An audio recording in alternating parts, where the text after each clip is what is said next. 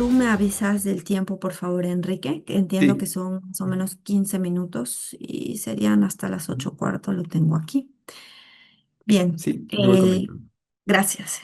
Como ha venido explicando Enrique, yo les voy a dar mi posición sobre cómo implementar o qué hacer y qué no hacer para implementar los contratos estándar internacional, como los contratos FIDIC y los contratos NEC, de acuerdo con la regulación incluida en la nueva ley de contrataciones del Estado. ¿De acuerdo? Entonces, yo voy a empezar contándoles un poco sobre las lecciones aprendidas en los diversos contratos FIDIC en los que he participado. A la fecha, con mucha fortuna han sido unos 5 proyectos y en contratos podrían haber sido entre 15 y 20, los tendría que contar un poco. En base a esto, yo quisiera compartirles algunas ideas sobre las experiencias o cuáles han sido las lecciones aprendidas con la gestión de ese tipo de contratos para que luego las podamos implementar también cuando se utilicen los contratos FIDIC de acuerdo con la nueva ley de contrataciones del Estado. Tenemos que uno de los contratos que son bastante frecuentes son los contratos FIDIC Libro Rojo.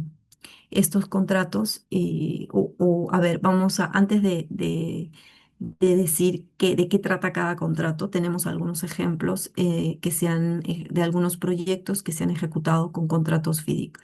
Tenemos la construcción del antiguo Estadio Nacional y la construcción de la actual vía expresa Santa Rosa, que es la vía que va a conectar al aeropuerto. El diseño se encontró a cargo del contratante, es decir, el responsable del diseño, en este caso es el cliente. El riesgo del diseño se mantiene por parte del cliente. La construcción se encuentra a cargo de un contratista y el riesgo de la construcción, del método de construcción, es del contratista. Sin embargo, cuando hay algún error de diseño, es el cliente el que debe corregir estos errores de diseño. Un libro FIDIC rojo cuenta también con un ingeniero, que es una autoridad en el contrato, que toma diferentes decisiones, como la emisión de instrucciones, las decisiones, resuelve los reclamos. Estos reclamos después pueden ser revisados por el DAP si es que una de las partes no se encuentra de acuerdo. Y digo una de las partes porque muchas veces pensamos que solo el contratista puede reclamar. De acuerdo, no es así. Ambas partes, o sea, el cliente también le puede reclamar al ingeniero en un caso en el que no está de acuerdo sobre la decisión que el ingeniero ha tomado. Lo que no puede hacer es decirle al ingeniero que cambie una decisión o que tome una decisión, porque cuando el ingeniero toma decisiones en el contrato, resuelve un reclamo, actúa de manera independiente o imparcial, em, aunque ha sido contratado y quien le paga es el cliente, que es una de las partes. ¿De acuerdo? Eh, Seguro ya Lucho les va a explicar más el rol del DAP, pero por ejemplo el DAP es quien controla el DAP o la Junta de Disputas, ¿no? En inglés es Dispute Avoidance Adjudication Board, pero que traducido podría ser Junta de Prevención y de Resolución de Disputas. Entonces es el DAP quien revisa estas decisiones que emite el ingeniero en este libro Fídico Rojo. Tenemos también los libros FIDIC Amarillo. ¿Qué proyectos se han ejecutado con libros FIDIC Amarillo en el Perú o se vienen ejecutando con libros FIDIC Amarillo en el Perú? El diseño y construcción del Hospital Sergio Bernales, que a la fecha, de acuerdo con lo que visualizamos en las noticias, está en movimiento de tierras, ¿verdad? El diseño y construcción del aeropuerto de Chinchero, que ha sufrido una reducción de alcance. Significa que en un primer momento el consorcio Natividad de Chinchero iba a construir todo un aeropuerto, la pista de aterrizaje, la terminal de pasajeros, la torre de control, el cerco perimétrico y demás. Y a la fecha, este contratista que tiene suscrito un libro FIDIC amarillo solamente va a construir la terminal de pasajeros y el cerco perimétrico, incluyendo solamente la obra civil. Quiere decir que todo lo que son los pits y los controles de seguridad los va a implementar un siguiente contratista.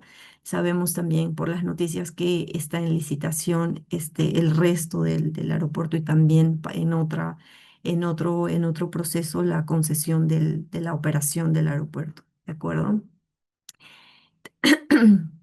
Tenemos también el diseño y construcción del puente Santa Rosa, que es el puente que va a unir la vía expresa Santa Rosa y el aeropuerto.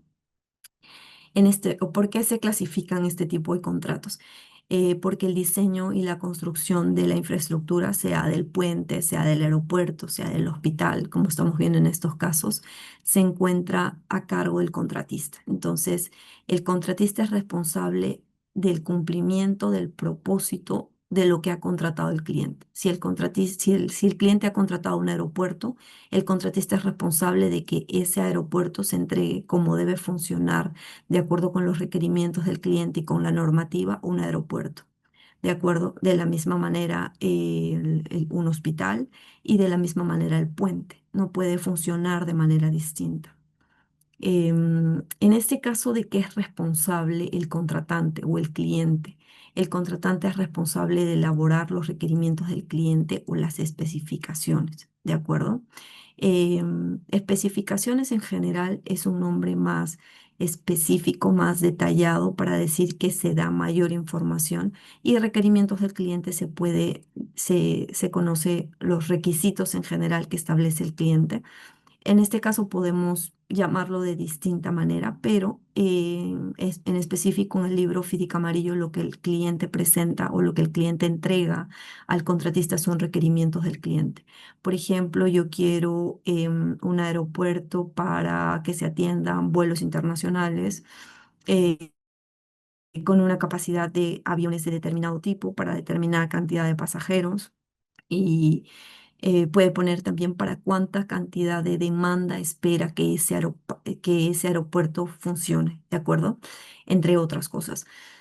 Y cuenta también con un ingeniero, que es la autoridad del contrato y que, como ya les he comentado, emite instrucciones. De hecho, por ejemplo, si el cliente quisiera cambiar, pensemos en la fachada del aeropuerto o la fachada del hospital. El contratista, como responsable del diseño, elabora un diseño, lo presenta, el ingeniero lo aprueba y al cliente no le gusta. En ese caso, ¿qué puede hacer el cliente si no le gusta esa fachada?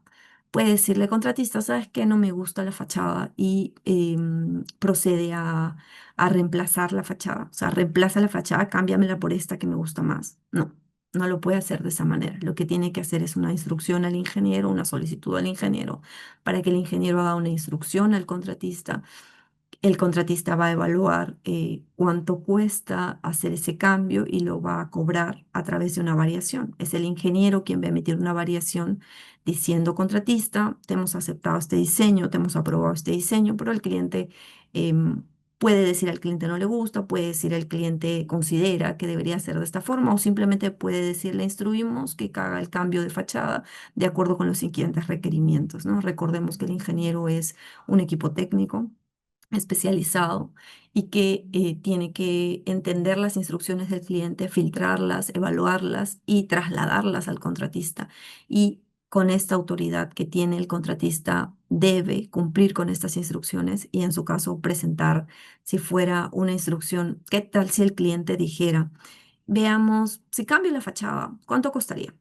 No dice quiero cambiar la fachada. Si dice quiero cambiar la fachada, el ingeniero va a leer la solicitud del cliente y le va a instruir al contratista un cambio de fachada con determinados parámetros para que el contratista sepa qué es lo que va a hacer y cuánto va a costar, y hacer la diferencia entre este nuevo o este rediseño y esta ejecución, ¿no? ¿Cuál era la diferencia entre su ejecución original y la ejecución planteada? Y en cambio, si el cliente dice, yo quiero saber cuánto costaría cambiar esta fachada, lo que el ingeniero va a hacer es una instrucción por variación, que va a significar que le va a preguntar, o perdón, una instrucción por propuesta, que va a hacer, que consiste en que el ingeniero hace la consulta al contratista, el contratista presenta la propuesta, dice va a costar X más uno, y el ingeniero evalúa si X más uno está bien o no, le dice al cliente, oye, va a costar X más uno, ¿te va bien? Y el cliente dice, sí, tengo presupuesto para X más uno, perfecto. Entonces el ingeniero instruye la variación, y el contratista, una vez aprobada la variación, que tiene también un procedimiento en el contrato, emite la orden de cambio y el contratista puede ejecutar la variación. ¿De acuerdo? Luego tenemos lecciones aprendidas también o de qué trata el contrato FIDIC libro blanco, ¿de acuerdo? El libro blanco es un contrato para hacer todo tipo de consultoría. De hecho, se utiliza muchísimo para, primero para los contratos, o ya que hemos hablado bastante del ingeniero, se utiliza para contratar al ingeniero en los libros FIDIC. El ingeniero que además nosotros en el Perú le hemos agregado casi en todos los proyectos en los que he estado rol de supervisión de obra.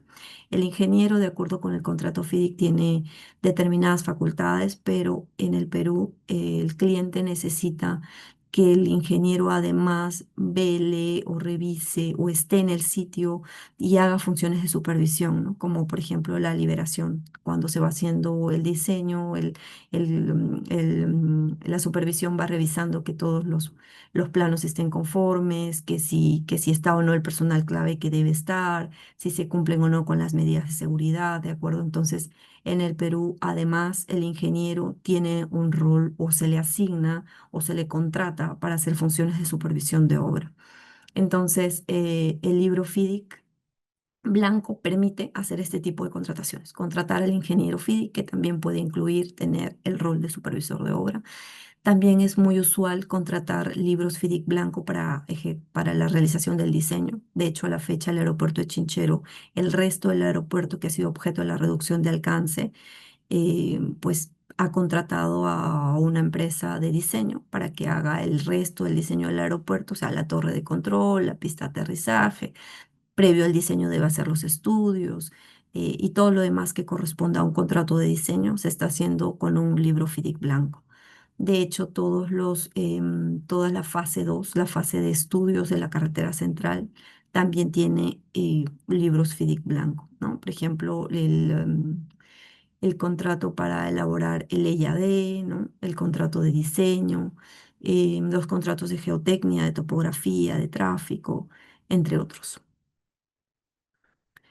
Y tenemos también los libros FIDIC Plata. En el caso de los libros FIDIC Plata, los proyectos que lo han utilizado en el Perú son el diseño y construcción del Hospital Lorena del Cusco, el diseño y construcción del Pabellón del Perú para la Expo Universal 2020 en Dubái. En este caso, el diseño, construcción y entrega en funcionamiento llave en mano está a cargo del contratista. El contratante o el cliente es el responsable de elaborar el alcance. El representante del cliente, bueno, yo diría el contratante es responsable de elaborar los requerimientos del cliente, ¿de acuerdo? El representante del cliente es la autoridad del contrato. Es decir, en este caso no tenemos un ingeniero que instruye y resuelve los reclamos, como les había comentado hace unos minutos, sino que tenemos un representante del contratante, que es un funcionario, una persona, un profesional del cliente que ejerce este rol.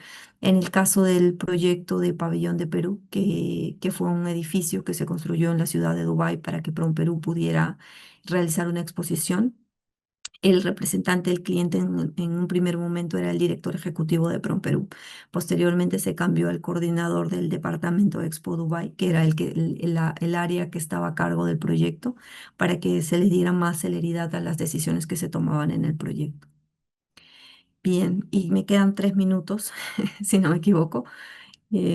Así que voy a explicar rápidamente qué hacer y qué no hacer para utilizar los contratos FIDIC. Tal vez puedo tomar unos minutos de la segunda parte aquí y en la segunda parte ya lo hago un poquito más pequeño, si me lo permiten Lucho y el moderador.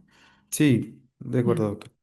Gracias. Entonces, ¿qué hacer y qué no hacer para utilizar los contratos FIDIC bajo la ley 32069, ¿no? De hecho, yo he publicado en mi LinkedIn, mi cuenta de LinkedIn, un artículo que se ha publicado en la revista Argentina de Arbitraje, que tiene que ver justamente sobre qué hacer y qué no hacer para implementar la ley de contrataciones. Recomiendo que lo revisen. Entonces, lo primero que recomendamos no hacer es no interpretar de manera general. Los contratos FIDIC tienen una estructura, ¿de acuerdo? Y que es conocida por todos los usuarios de esta herramienta. Y tienen un acuerdo contractual, unas condiciones particulares, unas condiciones generales. Las condiciones generales son las que nunca se deben cambiar. De hecho, una mala práctica es cambiar las condiciones contractuales en el mismo documento de condiciones contractuales. Las condiciones generales se deben cambiar a través de las condiciones particulares. También tienen las especificaciones del cliente, los requerimientos del cliente o el alcance, como les había explicado hace un ratito, que en el caso, dependiendo de cada libro FIDIC, es la información que el cliente le proporciona al contratista.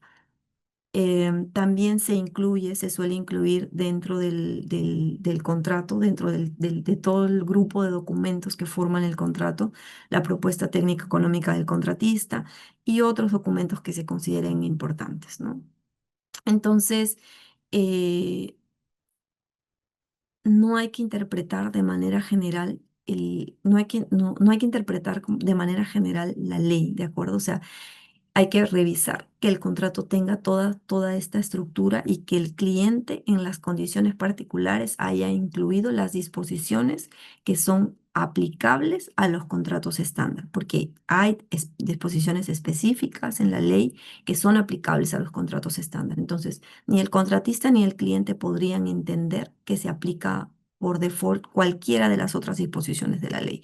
Y por lo tanto, el primer interesado, el primer autorizado para hacer esa interpretación tiene que ser el mismo cliente y lo tiene que hacer a través de las condiciones particulares. Tiene que incorporar específicamente esas condiciones particulares y decir, este artículo y este artículo incluyen las siguientes obligaciones para las partes y se deben cumplir. Entonces, esa es nuestra primera recomendación, ¿no? Lo segundo sería, y que ya la había abordado un poco en la primera parte, que es incluir las disposiciones normativas en las cláusulas particulares de los contratos FIDIC, que esto es lo que acababa de explicar, me adelanté. Incluir, por ejemplo, incluir como condición particular lo establecido en el artículo 59.4 de la ley que dice, cuando los contratos estándar establezcan que el incumplimiento del plazo para presentar reclamaciones es sancionado con la pérdida de derecho a modificarlos o con el no reconocimiento de la reclamación, el referido plazo es considerado como uno de caducidad. Entonces, esta sería una primera condición particular que nosotras hemos considerado que se deberían incluir. Y la redacción que se sugiere es esta, ¿no? O sea, los contratos FIDIC tienen cláusulas y cada cláusula, de hecho, tiene un nombre, ¿no? Y, por ejemplo, la cláusula 20 es de reclamos.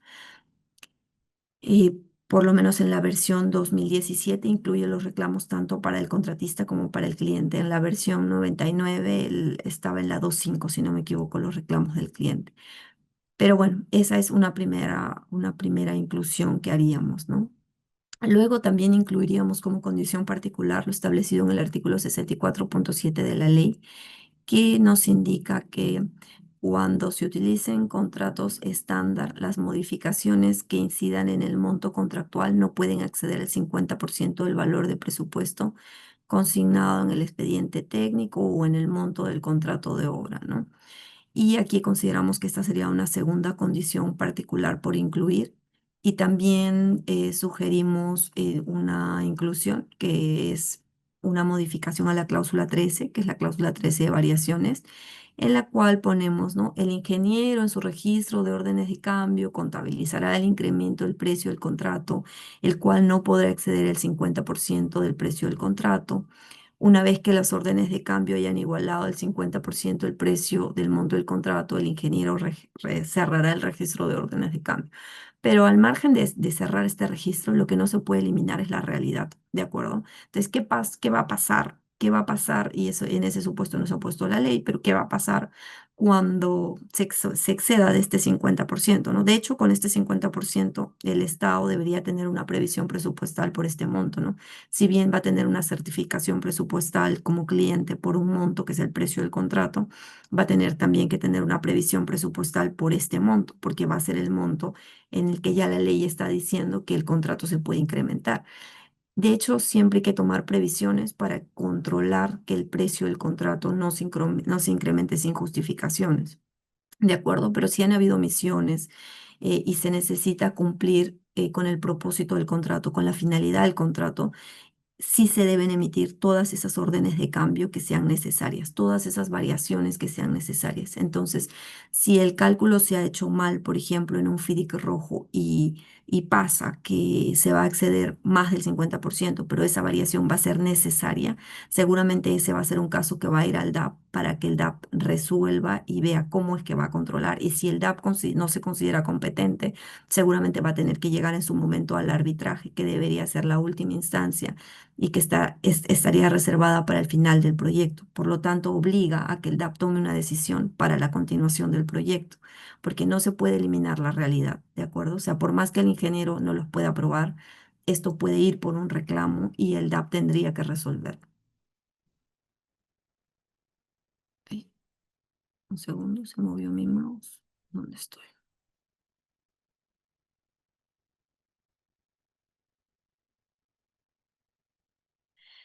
Eh, bien, esto ya lo había comentado y yo creo que me quedo ahí para darle paso a Lucho, que he utilizado 4 minutos más.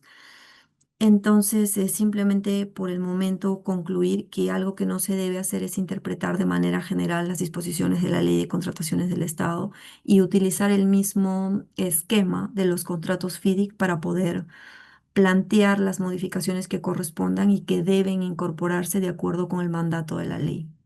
Muchas gracias. Entonces, ¿cuáles serían las lecciones aprendidas en los contratos, por ejemplo, en los FIDIC rojo? ¿Qué recomendaría para tener un buen uso, para que sea más eficiente su uso cuando lo usemos con la ley de contrataciones del Estado?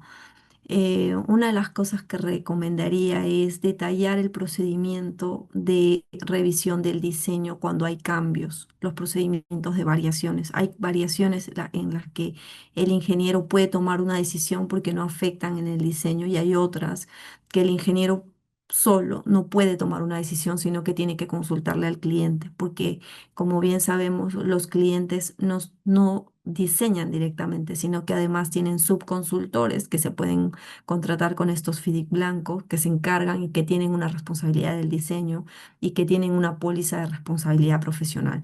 Entonces, estos casos en los cuales el ingeniero debe hacerle la consulta al cliente y el plazo en el cual el contratista debe tener una respuesta del ingeniero debe estar establecido también en el detalle de las especificaciones del cliente, en el caso del FIDIC rojo. Esa sería una lección aprendida que yo comparto con ustedes para la implementación de los FIDIC rojo cuando se hagan a través de la ley de contrataciones con el Estado. En el caso del FIDIC amarillo, una lección aprendida que recomendaría sería considerar tener bien en cuenta que el responsable del diseño es el contratista, es el contratista y por lo tanto no se pueden implementar cambios al diseño que luego se quieran reclamar cuando no ha habido una instrucción del ingeniero. Entonces, mi segunda recomendación sería cumplir con los procedimientos que están establecidos en el contrato. Solo el ingeniero en el FIDIC amarillo puede instruir un cambio y un cambio solo se debe ejecutar cuando ha sido aprobado. ¿De acuerdo? Cuando el ingeniero ha notificado una orden de cambio o cuando el ingeniero ha instruido la ejecución de un cambio. Con los libros FIDIC blanco, los libros FIDIC blanco, con un libro FIDIC blanco uno puede hacer de todo, ¿de acuerdo? Entonces hay que cuidar qué procedimientos, qué límites, qué responsabilidades incluimos en el contrato. Entonces esa sería mi recomendación, mi lección aprendida sobre contrato FIDIC blanco.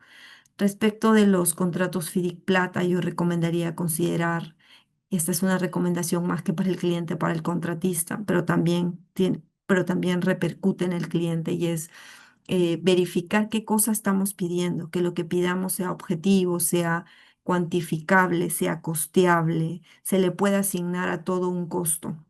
Porque si bien es un suma alzada y llave en mano, toda la responsabilidad es del contratista, pero esta responsabilidad debe estar basada en la suficiencia del precio del contrato.